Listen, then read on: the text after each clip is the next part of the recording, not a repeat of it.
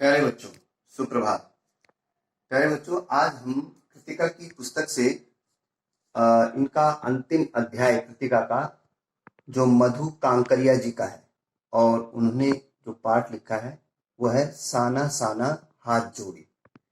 मधु कांकरिया जी ने कई यात्रा करी है और इन्होंने दिखाया है कि जो नगर में रहने वाले हैं उनकी भाव शून्यता, उन दौड़ भाग और इस दौड़ भाग से यंत्रवत जीवन, मैंने तीन शब्द का इस्तेमाल किया है। तो एक तो है भाव शून्यता, जो नगरों में लोग रहते हैं वो भाव शून्यता हो जाते हैं, अर्थात उनके मन में दूसरों के प्रति थोड़ा सा देखभाल का यानी केयर टेकिंग का भाव नहीं होता। एक दूसरे को ध्यान रखने का या एक दूसरे के प्रति प्यार प्रेम का ये भाव नहीं होता। भाव शून्यता का अर्थ ये होता है जो बड़े बड़े महानगर हैं जैसे बंबई, कलकत्ता, मद्रास, ये जो बड़े बड़े महानगर हैं इनमें आदमी यंत्रवत हो गया है। बस घर से जाना दफ्तर तक, दफ्तर से इसके आना, इसके बीच के अंदर जो उसके चारों तरफ घटता है वो उससे आंखें मूंद कर, नजरअंदाज दिखाकर अपने ऑफिस में भागना। कोई बेचारा किसी का एक्सीडेंट हो गया, कोई कोई कोई नीचे गिर गया, ये सब यंत्रवत चल रहा है जीवन आपका नगरों में। तो बस उसका सिर्फ यही रह गया है कि घर से दफ्तर, दफ्तर से घर, इसको यंत्रवत कहा गया। भाव शून्यता का मतलब होता है कि दूसरे जो नगरों के लोग होते हैं उनके अंदर दूसरों के प्रति प्यार प्रेम की भावना देखने को नहीं मिलती। इसको इसको लेखक ने भाव शून्यता कहा है, आपकी पुस्तक में लिखा है। तो लेखिका ने महानगरों की भाव शून्यता, भागम दौड़, यंत्रवत जीवन से ऊब कर यात्राएं की हैं।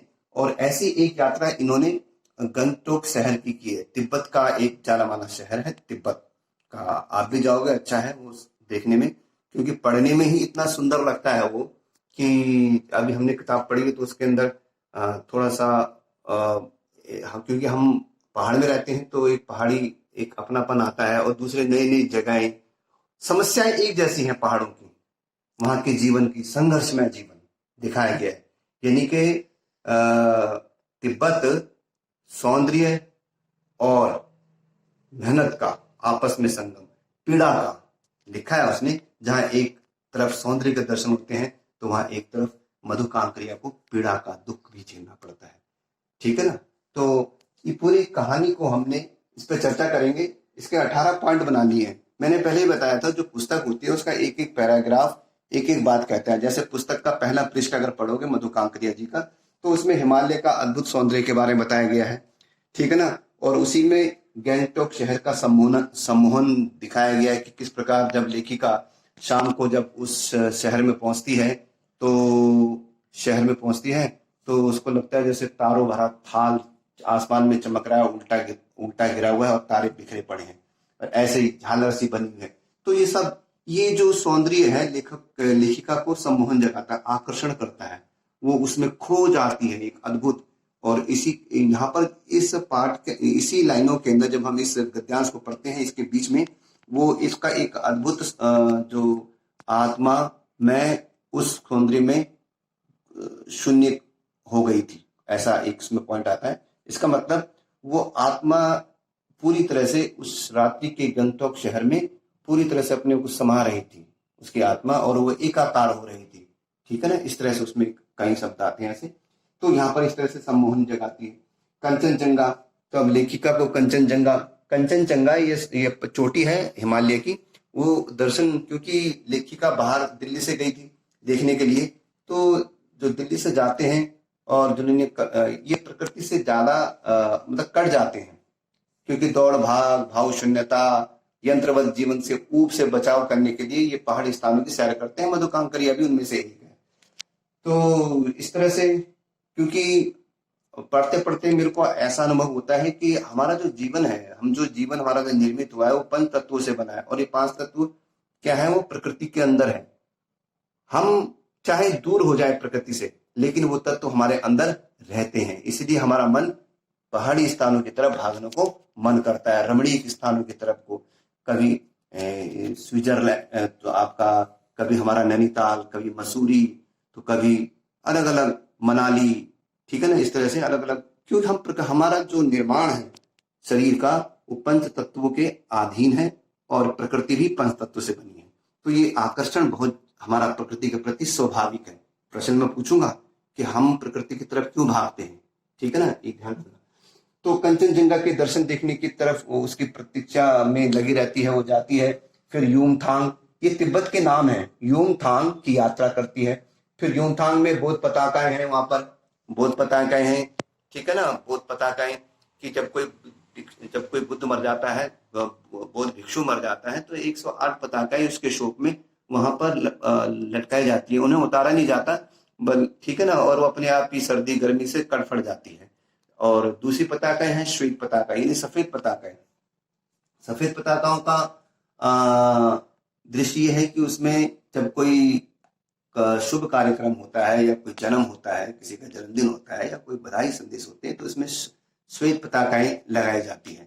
तो वो प्रतीक है इस तरह से, उसमें रंगीन पताकाएं लगाई जाती हैं। जब कोई मर जाता है तो उसके लिए श्वेत पताकाएं, और जो खुशी के लिए तो वहां रंग बिरंगी पताकाएं लगाई जाती हैं। श्वेत पताकाएं 108 शोक के लिए, ध्यान रखना, और बाकी जो कोई खुशी का संदेश देने के लिए रंगीन पताकाएं लगाई जाती है। तो इसमें ये दिखाया गया है। कवि लॉन्ग स्टॉन्ग की वहां पर सैर करता है। फिर प्रकृति का मनोरम स्थल यानी कि सौंदर्य, और उसी के नीचे वादियां हैं, जैन 7 सिस्टर्स वगैरह वहां पर, ये नाम आपको याद करने हैं। 7 सिस्टर्स क्या है ये आपको पता है। फिर पहाड़ी स्त्रियों का श्रम, लेखिका अब तक आते आते, मैं अभी इसका एक संक्षिप्तीकरण कर रहा हूँ, ब्रीफ कर रहा हूँ। तो इसमें पहाड़ी स्त्रियों का, जहां तक अब तक लेखिका सौंदर्य के, हिमालय के, कंचनजंगा के घाटियों के, फूलों की घाटियों के और ऊपर से गिरते हुए झरनों के दर्शन करती हुई, हर माया और छाया का खेल के बीच से गुजरती हुई जब वो दर्शन करने जा रही होती है, तो अचानक नारगे उसका ड्राइवर और गाइड है। तो वो बताता है कि ये महिलाओं के बारे में, श्रम के बारे में बताता हूँ, इस तरह बताता है।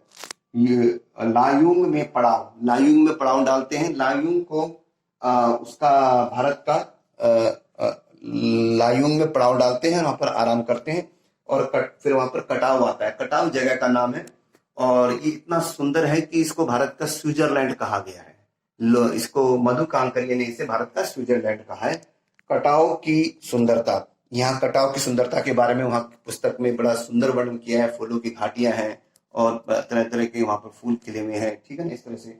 और साथ साथ में फौजियों का कठिन जीवन भी उसमें दिखाया गया है कि किस तरह से फौजी जब वो जाती है और किसी फौजी से पूछती है मधु कांकरिया कि आप कह रहे हम, वो तो फौजी जो उत्तर देता है वो बड़ा ही सुंदर उत्तर है। वो फौजी उत्तर देता है कि आप रात में आराम से सो सके, इसलिए हम यहाँ पर इतनी डिग्री में भी बर्फ, हाड़ मास, यानी कि वो ठंड जो हाड़ मास को गला दे, उस ठंड में भी यहाँ काम करते हैं फौजी।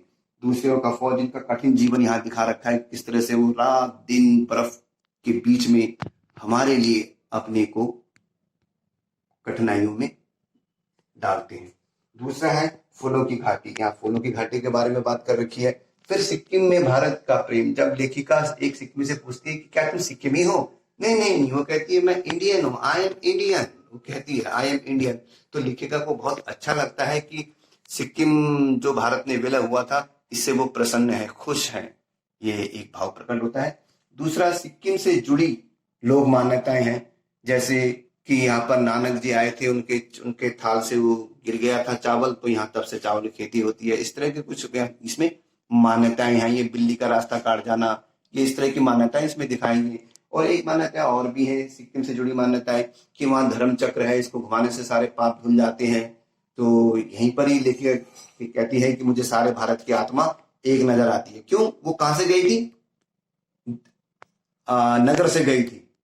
तो वहां नगर से गई थी, तो वहां अपनी कुछ अंधविश्वास है।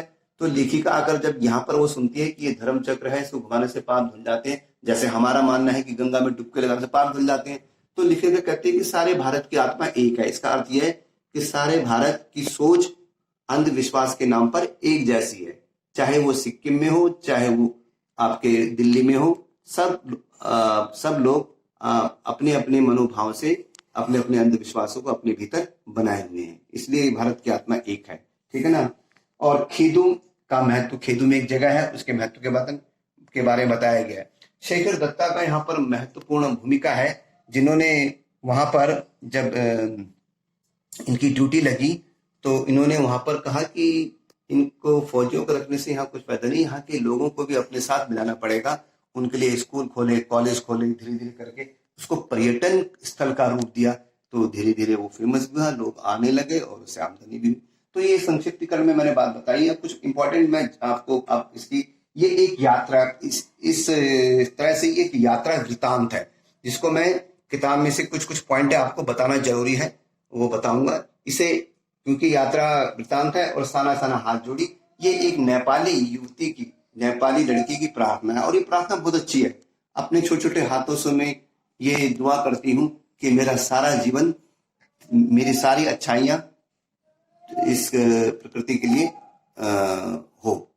तो यहाँ पर एक युवती द्वारा इस सौंदर्य को, जब वो सौंदर्य के इस प्रकृति को देखकर हाथ जोड़ती है कि साना साना हाथ जोड़ी कर दूं प्रार्थना हमरो जीवन तिमरो कौशाली, यदि मेरा जो जीवन की अच्छाइयां हैं ये तेरे को समर्पण है। तो यहाँ पर लेखिका की प्रार्थना ये है कि हम जो कहते हैं अपने अपने में धर्म के मामले में अपनी अपनी मान्यताएं प्रार्थना होती है, लेकिन ये प्रार्थना कितनी स्वाभाविक है, प्रकृति से जुड़ी हुई है, जिसमें वो ये नहीं कहती कि मुझे ये दे, बल्कि वो ये मांगती है उस कुदरत से, उस प्रकृति से कि मेरे जीवन की सारी अच्छाइयां इसके लिए समर्पित हो, इस सौंदर्य के लिए। तो प्रकृति जब, क्योंकि हम लोग सब पहाड़ में रहते हैं और हमारा आपस का परिवेश भी वैसे ही है, थोड़ा हम घाटी में रहते हैं, रामनगर ये घाटी है। तो यहाँ पर इस तरह से मैं अब थोड़ा इसको इस चर्चा करने जा रहा हूँ। हिमालय का अद्भुत दृश्य। हिमालय के अद्भुत दृश्य में जब लेखिका पहुंचती है तो साना साना हाथ जोड़ी में पूर्व उत्तरी भारत सिक्किम की राजधानी गंगटोक है, उसके आगे हिमालय की यात्रा का वर्णन है। हिमालय के अनंत सौंदर्य का ऐसा अद्भुत लेखिका ने वर्णन किया है मानो वो पल पल अब उसमें परिवर्तित सौंदर्य में अपनी आंखों से निहार रही हो। इस तरह का वर्णन हमें देखने को मिलता है। लेखिका अपने सामाजिक जिम्मेदारी के प्रति सजग है और मेहनतकश इंसानों के प्रति उनके मन में सम्मान का भाव है। मैंने बताया ना, जहां पर एक तरफ वो सौंदर्य के दर्शन होते हैं, दूसरी तरफ मधु कांकरिया को पीड़ा के दर्शन भी होते हैं। तो ये तो हो गई हिमालय का अद्भुत सौंदर्य। पूर्व उत्तरी दिशा में सिक्किम राज्य स्थित है और वहां के सौंदर्य का यहाँ पर, जहां पर एक तरफ सौंदर्य है वहां पर एक तरफ पीड़ा है, दर्द है, ये दर्शन यहाँ पर दिखाएंगे।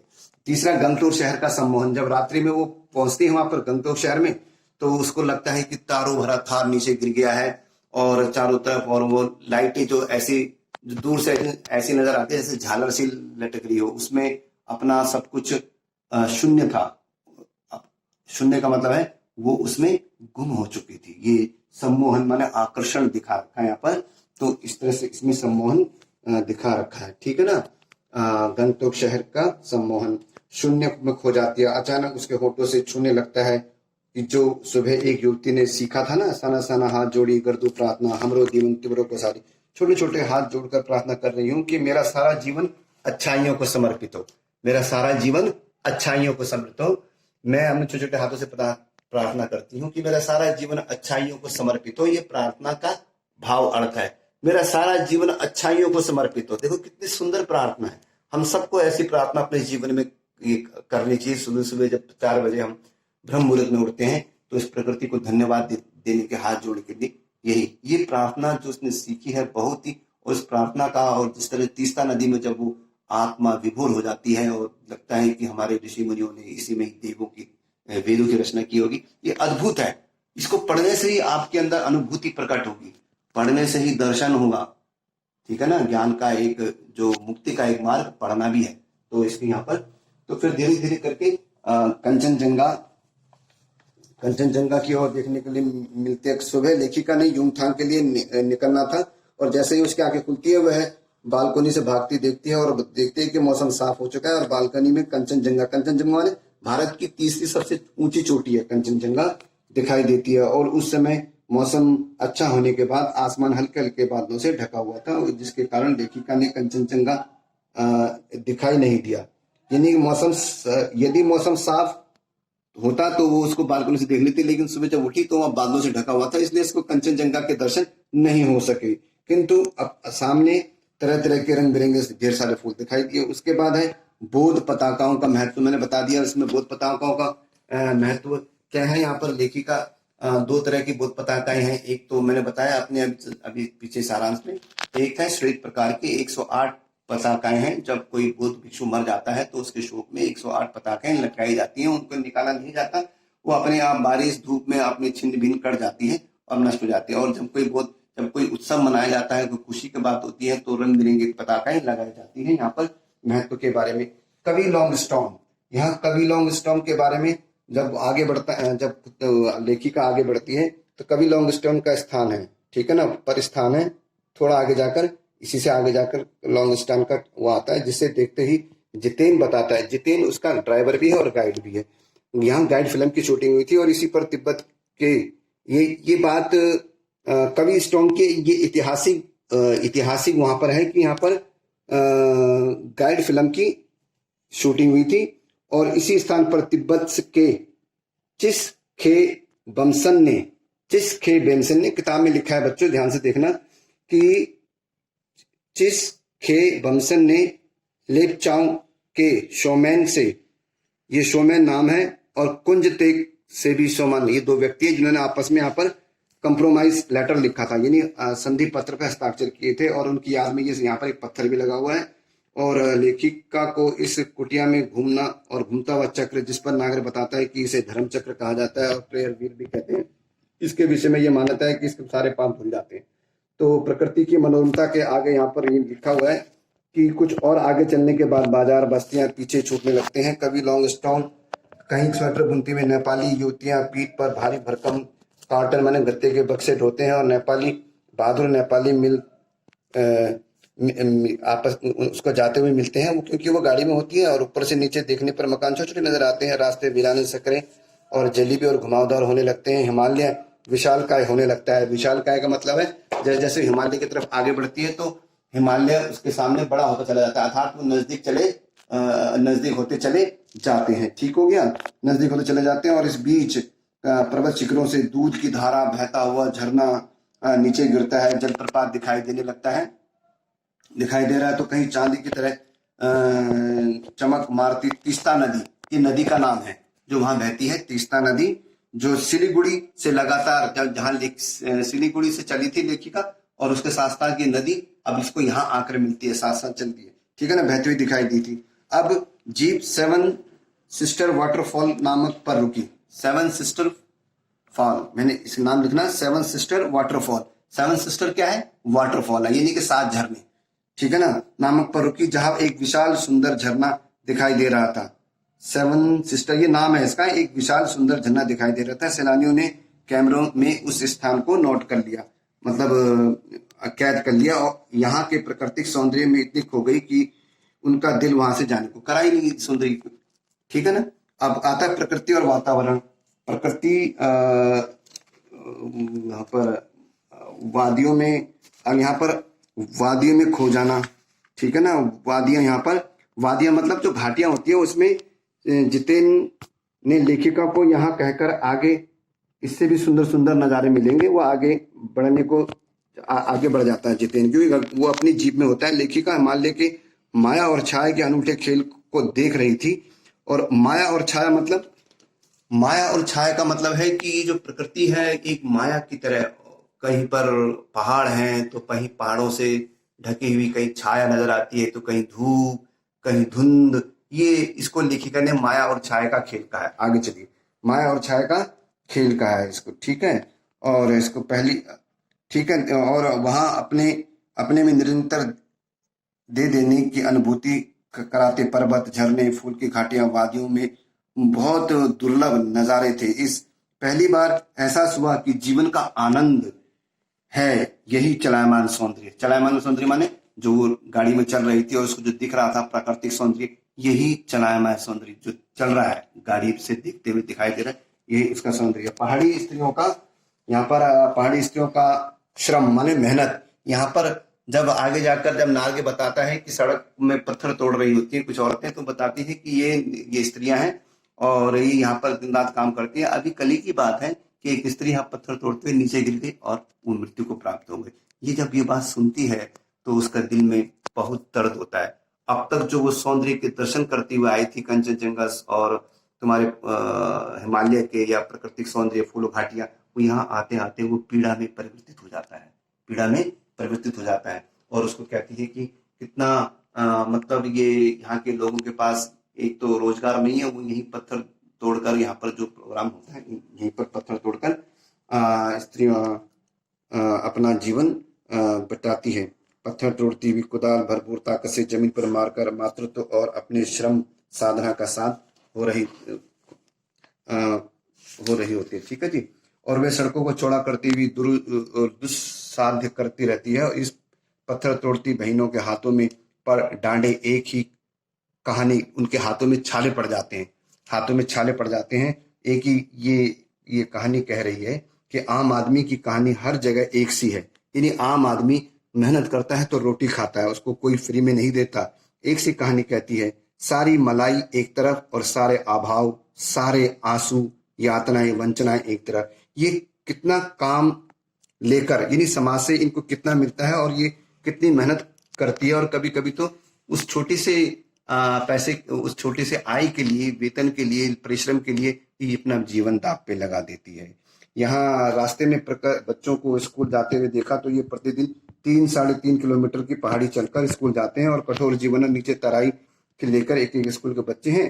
केवल पढ़ते ही नहीं है, ये सिर्फ स्कूल से पढ़ते ही नहीं है, बल्कि अपनी माओ के साथ काम भी करते हैं, पानी लाते हैं, लकड़ी का गट्ठर लाते हैं। जैसे जैसे हम जैसे हमारे बच्चे पहाड़ के अंदर सिर्फ पढ़ते ही नहीं है और गदरे से पानी लाना, माँ कहती है कि घास को वहां रख के आ जा, ये भी करना, और लकड़ी का गट्ठर लाना, तो ये भी करते हैं 350 किलोमीटर दूर जाकर। और हमारे बच्चे प्लेन्स के यहाँ पर ऐसे आते हैं स्कूल से पढ़कर, जैसे बस्ता फेंकते हैं, जैसे ये बहुत बड़ा काम करके आ रहे हैं। और माँ को कहते हैं, माँ मैं थक गया, जैसे बहुत बड़ा काम करके आ रहा है।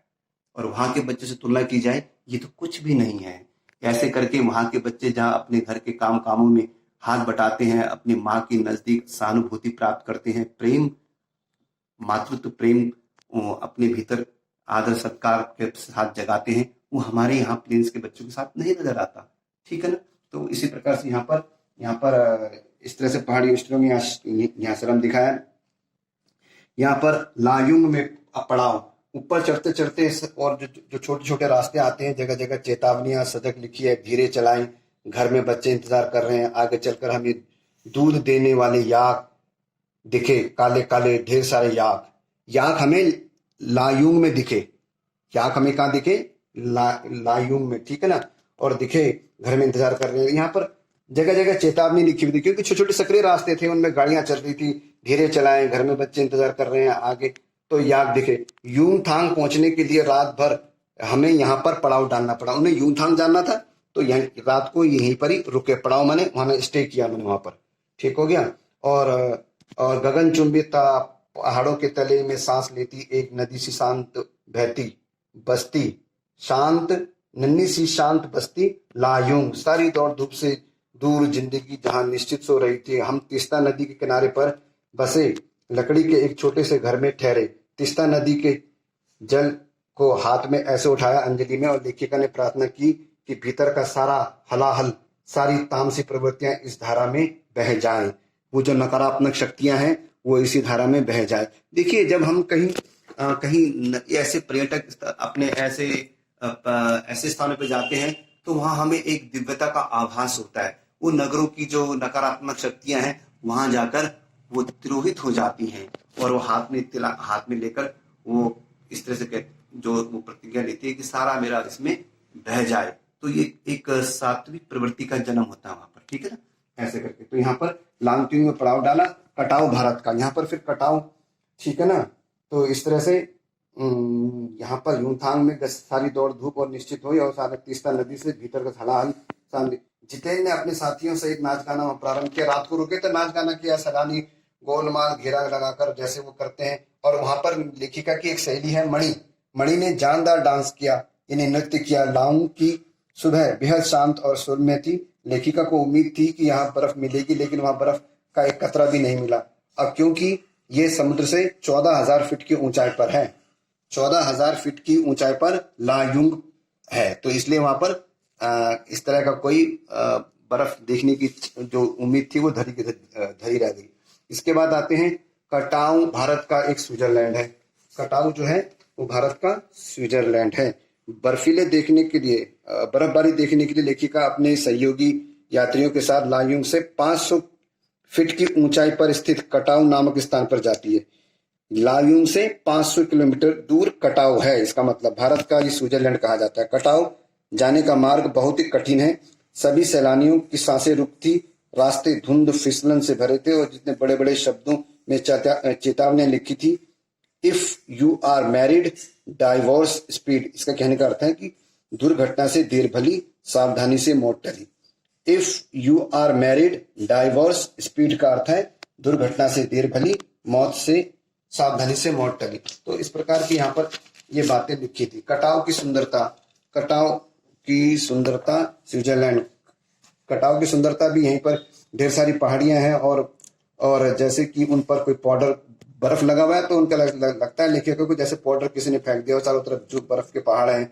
और शायद लेखिका को लगता है कि इन्हीं पहाड़ियों के इसी सौंदर्य के बीच हमारे ऋषि मुनियों ने वेदों की रचना की होगी और अपने जीवन के गहन सत्य को खोजा होगा। यहीं पर उसकी लेखिका एक दार्शनिक, उसकी मित्र जो मणि है, उसकी लेखिका जो मणि है वो एक दार्शनिक की भाषा में कहती है, ये हिमशिखर जल स्तंभ है, पूरे एशिया को देखो, प्रकृति की किस नायाब ढंग से इंतजाम करती है।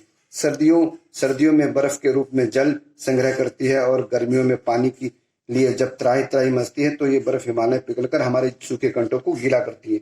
सैनिकों की वीरता यानी फौजी छावनियां, यहाँ पर मैंने फौजी छावनियों के बारे में बता दिया कि वो 15 डिग्री सेल्सियस में भी, ठंड में भी वो इतना महत्वपूर्ण काम करते हैं। और आप वो जब फौजी उत्तर देता है कि आप चैन की नींद सो सके इसलिए हम यहाँ पर पहरा देते हैं। थोड़ी दूर एक फौजी छावनी पर लिखा था, we give our today for your tomorrow, यानी कि हम आज, we give your our today, हम आज का दिन देते हैं आपके भविष्य के लिए। लेखिका को भारतीय सेना पर बहुत गर्व होता है और वो सोचने लगती है कि पौष माह के महीने में भी जब पेट्रोल को छोड़कर सब कुछ चीज जम जाता है उस समय भी ये सैनिक हमारी रक्षा करते हैं और दिन रात लगे रहते हैं। यूनथांग की घाटियों में ढेरों प्रियोता और रोड्रोडेंड्रो के फूल खिले हैं। प्रियोता और रोड्रोडेंड्रो के फूल कहाँ खिले हैं? यूनथांग में, ठीक है ना। जितेन बताता है कि अगले 15 दिनों में पूरी घाटी में फूल बन जाए। सिक्किम भारत का प्रेम है, सिक्किम से भारत उसके बाद यहाँ पर सिक्किम जो है के भारत के प्रेम की बात करिए। यहाँ पर सिक्किम, मैंने बताया जब वो एक युवती पूछती है कि भाई कि यहाँ अगर आपको कैसा लगा तो कह रहे कि आप सिक्किमी हो, कह रहे नहीं नहीं आई एम इंडियन, लिखा हुआ है, ये नहीं कि मैं भारतीय हूँ। देखिए वो बड़ा खुश होता है कि ये भारत, जब सिक्किम को भारत में मिलाया था तो ये संतुष्ट है, इनको किसी चीज का कोई विरोध नहीं है, कोई तकलीफ नहीं है। सिक्किम से जुड़ी कई लोग मान्यताएं हैं, जैसे मैंने बताया कि यहाँ पर नानक ने अपनी खीर अपने मतलब जो खीर अपने थाल से जो गिर गए थे चावल, वहां तब से खेती होती है। खिदुम का महत्व जरा, खिदुम जो है वो बताती है कि जितेन बताता है कि 3-4 किलोमीटर आगे खेदुम नामक एक स्थान पर देवी देवताओं का निवास है। खेदुम क्या है? देवी देवताओं का निवास। सिक्किम के लोगों का विश्वास है कि जो यहाँ गंदगी फैलाता है उसकी मृत्यु हो जाती है। लेखिका ने पूछा कि क्या तुम लोग पहाड़ों पर गंदगी फैलाते हो? तो उत्तर मिला, नहीं मैडम, हम लोग पहाड़, नदी, झरने इनकी पूजा करते हैं। जितेन यूनथांग अब यूनथांग के विषय में एक जानकारी और देता है। जब सिक्किम भारत में मिला तो उसमें कई वर्षों बाद भारतीय सेना के कप्तान शेखर दत्ता कौन थे? ये भारतीय सेना के कप्तान थे, ठीक है ना। शेखर दत्ता भारतीय सेना के कप्तान थे और उनके मन में विचार आया कि केवल सैनिकों को यहाँ रखकर कोई फायदा नहीं है, घाटियों के बीच रास्ते निकलकर इन स्थानों को टूरिस्ट स्पॉट बनाया जा सकता है। आज भी यहाँ रास्ते बने जा रहे हैं और लेखिका सोचती है कि नए नए स्थानों की खोज अभी भी जारी है और शायद मनुष्य की कमी कभी ना समाप्त होने वाली खोज का नाम ही सौंदर्य है। तो इस प्रकार से यहाँ पर शेखर दत्ता के बारे में और पर्यटक स्थान जो उन्होंने वहां बनाया आज भी वो बना हुआ वहां पर।